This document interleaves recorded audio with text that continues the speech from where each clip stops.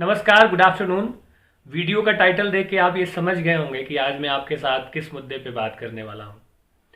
जब आप ग्रेजुएशन कर रहे होते हैं तो ग्रेजुएशन के बाद क्या करना है, एकेडमिक्स में जाना है, बीएड करें या मास्टर्स करें या जनरल कंपटीशन की तैयारी करें, कोई कुछ बताता है, कोई कुछ सलाह देता है और आप एक खास तरह के कन्फ्यूज़न के दौर से गुजर रहे होते हैं।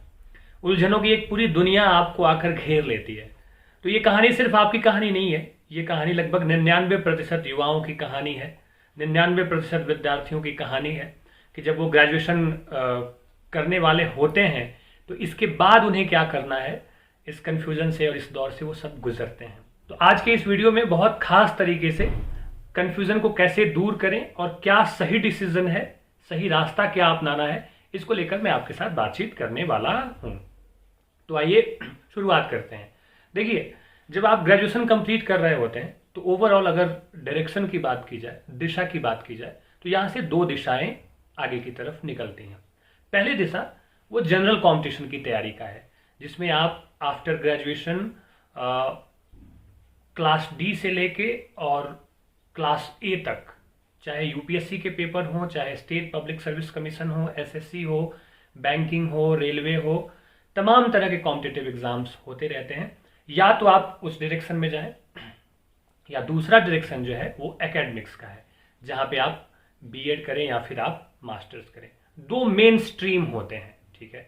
एकेडमिक्स में और भी सारा स्ट्रीम है, आप लॉ कर सकते हैं, आप एमबीए कर सकते हैं, तमाम तरह की चीजें हैं, प्रोफेशनल कोर्सेज भी हैं और भी सारी चीजें हैं। लेकिन अगर आप दो तरीके से देखें इसे सीधे सीधे शब्दों में, तो एक तैयारी का, प्रिपरेशन का डायरेक्शन है और दूसरा डायरेक्शन है वो है एकेडमिक्स का। अब सही डिसीजन कैसे लें? कोई आपको कहता है कि ये कर लो, कोई कहता है इस चीज की तैयारी कर लो, कोई कहता है बीएड कर लो, कोई कहता है एमए कर लो, कोई कहता है कुछ कर लो। तो आपको लगता है कि क्या करूं क्या नहीं करूं, क्योंकि आपका एक माइंडसेट होता है कि जो दूसरे बोल रहे हैं उसकी तरफ आपका ध्यान खिंच जाता है। लेकिन यहाँ पे क्या करना चाहिए ये मैं आपको बताना चाहता हूँ। सबसे पहली बात कि आपको एक प्रैक्टिकल अप्रोच अपनाकर यहाँ तय करना है, निर्णय लेना है। प्रैक्टिकल अप्रोच से मेरा मतलब ये है कि ये सिर्फ और सिर्फ आप हैं जो अपने बारे में सबसे बेहतर तरीके से जानते हैं, और कोई नहीं जानता है आपके बारे में आपसे बेहतर तरीके से। तो आपको अपनी खूबियों का भी पता है, अपनी खामियों का भी पता है, आप कितनी मेहनत कर सकते हैं, ठीक है, आप अपने आप को कितना झोंक सकते हैं जिस चीज के लिए आप जाने वाले हैं, ये सारी चीजें आपको पता है।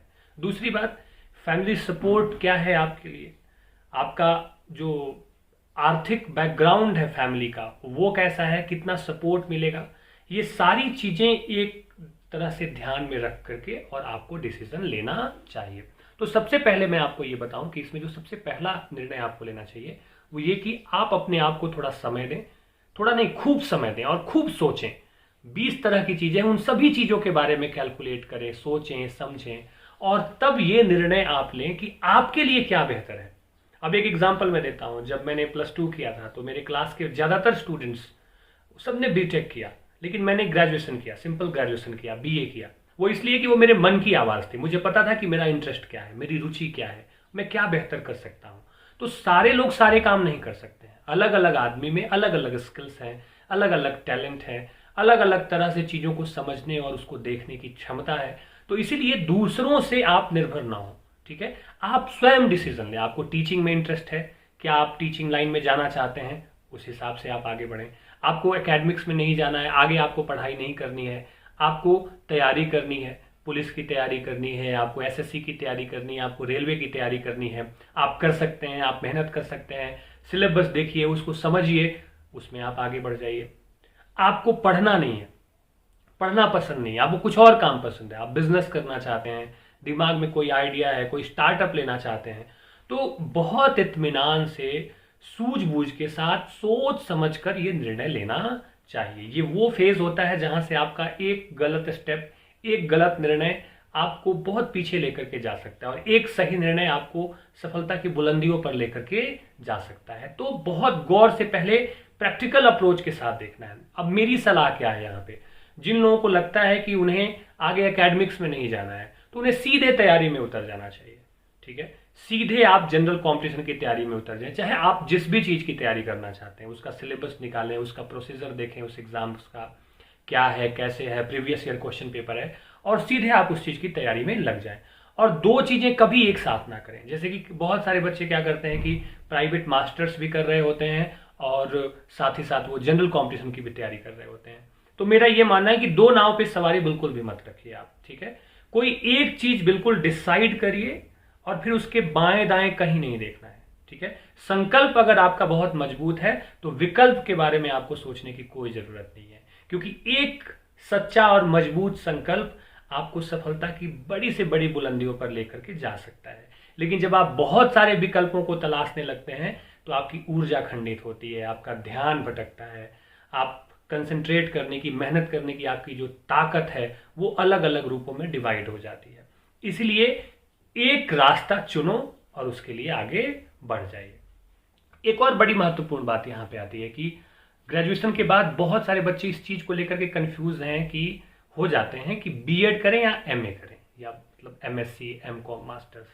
तो यहां पे मैं आपको एक बहुत अच्छी बात बताने वाला हूं, वो ये कि देखिए, अगर आपको फैमिली सपोर्ट है, आपको वक्त मिल सकता है, आपके ऊपर कोई प्रेशर नहीं है किसी भी तरह का, और आर्थिक रूप से भी थोड़ा सपोर्ट आपको मिल सकता है कुछ समय तक के लिए आने वाले समय में, तो आप मास्टर्स करें, बिल्कुल मास्टर्स करें। और इसके लिए आपको भरोसा होना चाहिए खुद पे कि आप सिर्फ मास्टर्स के लिए मास्टर्स नहीं कर रहे हैं। मास्टर्स करने का आपका उद्देश्य है कि आप आगे चल के नेट जेआरएफ निकालेंगे, आप सेट निकालेंगे, आप कमीशन करेंगे, आप पीएचडी करेंगे, और उसको आप एक सही दिशा में लेकर के जाएंगे। यानी कि आपने जो फैसला लिया है उस फैसले को हर हाल में साबित करेंगे, सही साबित करेंगे, अपने जुनून से, अपने पैशन से और अपने मजबूत इरादे से, लगन से, कड़ी मेहनत से आप उसे सही साबित करेंगे।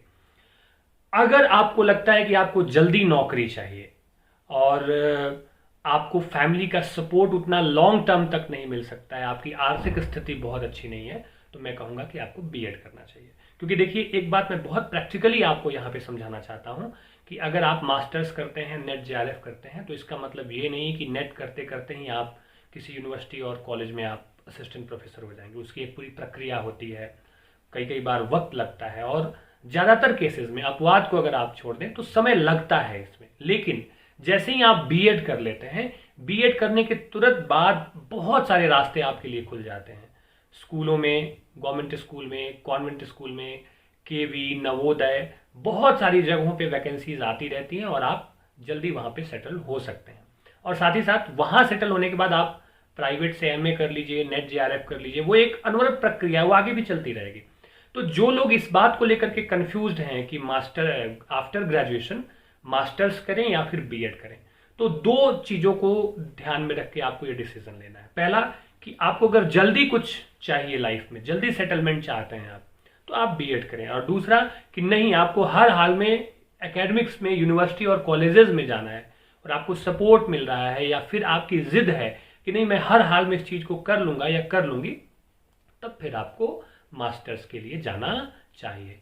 बाकी लोग जो आफ्टर ग्रेजुएशन किसी और डिफरेंट डायरेक्शन में जाना चाहते हैं, अगर आप लॉ करना चाहते हैं, अगर आप एमबीए करना चाहते हैं, या फिर और आप कुछ प्रोफेशनल कोर्सेज करना चाहते हैं, तो उसके बारे में पूरी जानकारी जुटा लें, उसके बारे में खूब अच्छे से सोच लें, समझ लें, और फिर आप उसकी तरफ आगे बढ़ जाएं।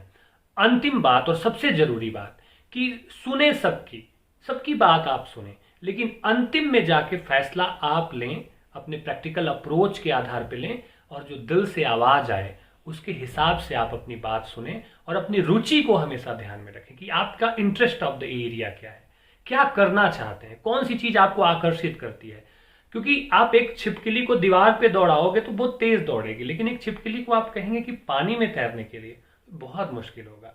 इसलिए करियर का जब भी आप चुनाव करें तो उसमें अपने इंटरेस्ट का, अपने रुचि का ध्यान रखना बहुत जरूरी होता है। अगर आप अपनी रुचि के बियॉन्ड जाते हैं, अगेंस्ट अपने इंटरेस्ट के जाके अगर कुछ आप करना चाहते हैं, तो तमाम क्षमताओं और टैलेंट के होने के बावजूद भी आपको बहुत सारी मुश्किलों का सामना करना पड़ेगा। तो मुझे उम्मीद है कि मैंने ठीक ढंग से अपनी बात रखी और आपको शायद इससे कुछ मदद मिल सके। आप सबको मेरी बहुत सारी शुभकामनाएं। नमस्कार।